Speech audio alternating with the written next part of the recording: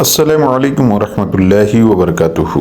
प्यारे दोस्तों, आज हम आपको एक बुजुर्ग और कौवे का वाक़या सुनाने वाले हैं। अगर आप अपनी ज़िंदगी से मुतमईन नहीं हैं और आपको लगता है कि दूसरे लोगों की ज़िंदगी आपकी ज़िंदगी से ज़्यादा अच्छी है, आपको वह नहीं मिला जो उनके पास है, तो आज की इस वीडियो को एक बार आखिर तक ज़रूर देखिएगा। दोस्तों, एक कौवा था जो अपनी ज़िंदगी से खुश नहीं था। उसे ये तकलीफ थी कि मेरा रंग काला है, मैं खूबसूरत नहीं हूँ, मुझे कोई भी पसंद नहीं करता। एक दिन वह एक दरख्त पर बैठा रो रहा था। दरख्त के नीचे एक बुजुर्ग बैठे हुए थे। उनके गाल पर कौवे के आंसू का एक कतरा आकर गिरा। उन्होंने अपने सर को उठाकर देखा तो वह कौवा ऊपर बैठा रो रहा था। उस अल्लाह वाले ने पूछा, क्या हुआ, तुम क्यों रो रहे हो, तुम्हें क्या कोई तकलीफ है? कौवे ने कहा, रो नहीं तो और क्या करूं, ये भी कोई जिंदगी है? मेरा काला रंग है, मैं जिसके घर पर बैठूं काए काए करूं, लोग मुझे उड़ा देते हैं। कितनी बुरी आवाज है मेरी, कोई भी मुझसे प्यार नहीं करता, कोई हमें पालता तक नहीं। ये सारा कुछ इस रंग की वजह से है। इस तरह से जीने से तो बेहतर है कि मैं मर जाऊं। बाबा जी ने उसे समझाने की कोशिश की, सुनो, हमें हर हाल में खुश रहना चाहिए। लेकिन बुजुर्ग की नसीहत का कौवे पर कोई असर न हुआ। उसका रोना धोना बंद न हुआ। तो बुजुर्ग ने कहा, अच्छा, रोना बंद करो, मुझे बताओ तुम क्या बनना चाहते हो? अगर जिंदगी में तुम्हें दोबारा मौका मिले तो तुम क्या बनना पसंद करोगे? किसकी जिंदगी तुम्हें अपनी जिंदगी के मुकाबले ज्यादा अच्छी लगती है? कौवा बड़ा खुश हुआ और कहने लगा, अगर जिंदगी में मुझे दोबारा मौका मिले तो मैं हंस बनना पसंद करूंगा। उसका रंग कितना सफेद होता है। बुजुर्ग ने कहा, लेकिन मेरी एक शर्त है, तुम पहले जाकर एक बार हंस से मिल कर आओ, उससे पूछो क्या वह अपनी जिंदगी से खुश है। कौवे ने कहा, यह भला कौन सी बात हुई, आखिर वह खुश क्यों नहीं होगा? उसके बाद कौवा भागा भागा खुशी खुशी हंस के पास गया। हंस एक तालाब में तैर रहा था। कौवा कहने लगा, हंस भाई, क्या खूबसूरत जिंदगी है तुम्हारी, कितना प्यारा दूध की तरह सफेद रंग है, कितने आराम से तुम पानी में तैरते हो, लोग तुम्हें देखकर खुश होते हैं, तुमसे प्यार करते हैं, कितनी जबरदस्त जिंदगी है तुम्हारी, कितना खुश रहते हो तुम तो इस दुनिया में सबसे खुशकिस्मत परिंदे हो। हंस ने नजर उठाकर कौवे की तरफ देखा और उदास लहजे में कहने लगा, किसने तुमसे कह दिया कि मैं खुश हूँ? मैं तो बिल्कुल भी खुश नहीं हूँ। सब परिंदों के इतने खूबसूरत रंग होते हैं, मेरा तो कोई रंग ही नहीं है, दूर से तो पानी के अंदर नजर भी नहीं आता हूँ, ये भी कोई रंग है?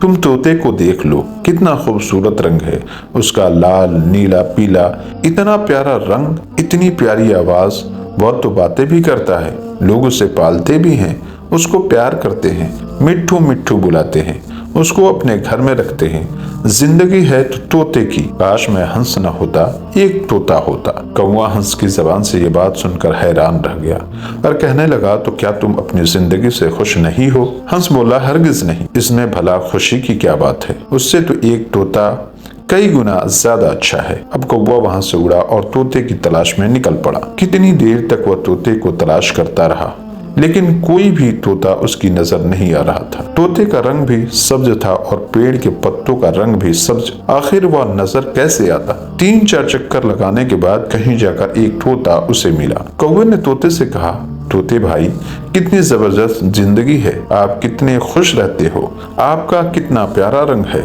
कितनी प्यारी लाल रंग की चोंच है, आपकी लोग आपसे कितना प्यार करते हैं, खाना पानी देते हैं, मिट्ठू मिट्ठू कहते हैं, कितनी खूबसूरत जिंदगी है आपकी, आप तो इस दुनिया में सबसे खुशकिस्मत परिंदे होंगे। तोता बोला, कौन कहता है तुम्हें मैं खुश हूँ? अब ये सुनकर कौवा बड़ा हैरान हुआ, कहने लगा, क्या तुम भी खुश नहीं हो? आखिर तुम्हें क्या तकलीफ है? तोते ने कहा, मुझसे खराब जिंदगी किसी और की हो ही नहीं सकती, तुम अपने आप ही को देख लो, आजाद फिरते हो, जहाँ दिल चाहे उड़कर चले जाते हो, अपनी मर्जी से जो चाहते हो खाते पीते हो, और मुझे तो लोग पकड़ लेते हैं, मेरे परों को काट देते हैं, मुझे छोटे से पिंजरे में कैद कर देते हैं, मैं लोगों से छुपता फिरता हूँ, कहीं कोई मुझे पकड़ न ले, मेरी जिंदगी तो सबसे बदतर है, मैं उस जिंदगी से तंग आ चुका हूँ, अपनी मर्जी से जी भी नहीं सकता, खुलकर हवा में उड़ भी नहीं सकता, मुझसे तो मोर अच्छा है, उसका रंग भी कितना खूबसूरत है, लोग उसे देखकर खुश भी होते हैं, उससे प्यार भी करते हैं, और वह अपनी जिंदगी अपनी मर्जी के मुताबिक जीता है। अब कौवा सोच में पड़ गया, अब क्या करूं? हंस भी खुश नहीं है, तोता भी खुश नहीं है, चलो जाकर मोर से मुलाकात करता हूँ, आखिर मोर क्या कहता है। अब वह मोर को तलाश करने के लिए निकल पड़ा, मगर मोर उसे कहीं भी नहीं मिल रहा था।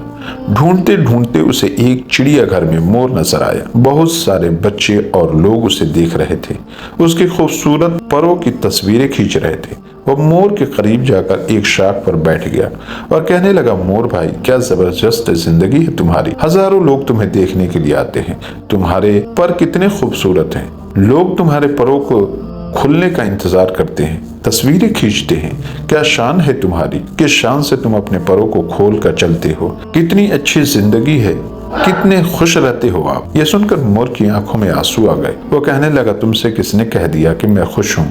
मैं भी कभी कभी सोचता हूँ मैं दुनिया का खूबसूरत परिंदा हूँ, लेकिन इसी खूबसूरती की वजह से तुम मुझे चिड़ियाघर में कैद कर दिया गया है। ये खूबसूरत पर ही मुझे तकलीफ पहुंचाते हैं। लोग उन्हें हासिल करने के लिए अपने घरों में लगाने के लिए मेरे जिस्म से नोचते हैं। मुझे तकलीफ होती है, मुझे दर्द होता है, लेकिन मैं कुछ भी नहीं कर सकता।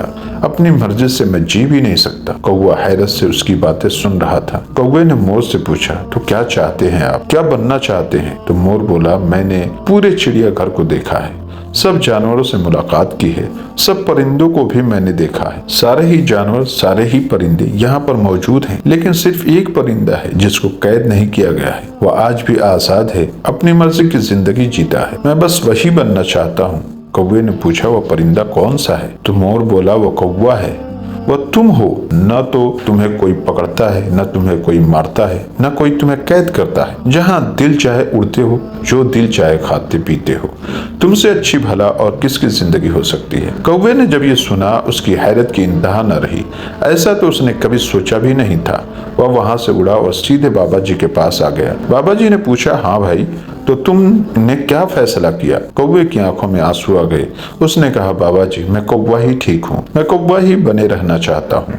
ये कहकर वह वहां से चुपचाप उड़ गया। लेकिन आज उसकी उड़ान भी कुछ अलग थी। वो अपने कौवा होने पर बड़ा खुश था, मुतमईन था। अब वह कौवा ही रहना चाहता था। दोस्तों, हमारे जिंदगी में भी हमारी दुखी होने की एक वजह ये होती है, हम हर वक्त हर चीज में अपने आप को दूसरे से कंपेयर करते रहते हैं और अपने आप को लोगों से कमतर समझकर दुखी हो जाते हैं। हमें दूसरों की जिंदगियां बहुत अच्छी लगती हैं, क्योंकि हम दूसरों की जिंदगी में वह देखते हैं जो हमारे पास नहीं है। लेकिन जो नियामतें, जो खूबियां और जो खुशियां हमें मिलती हैं, वह हमें नजर नहीं आती। दोस्तों, आप जो भी हैं, जिस हाल में भी हैं, आप जहां भी हैं, अपने आप को किसी से कंपेयर न करें।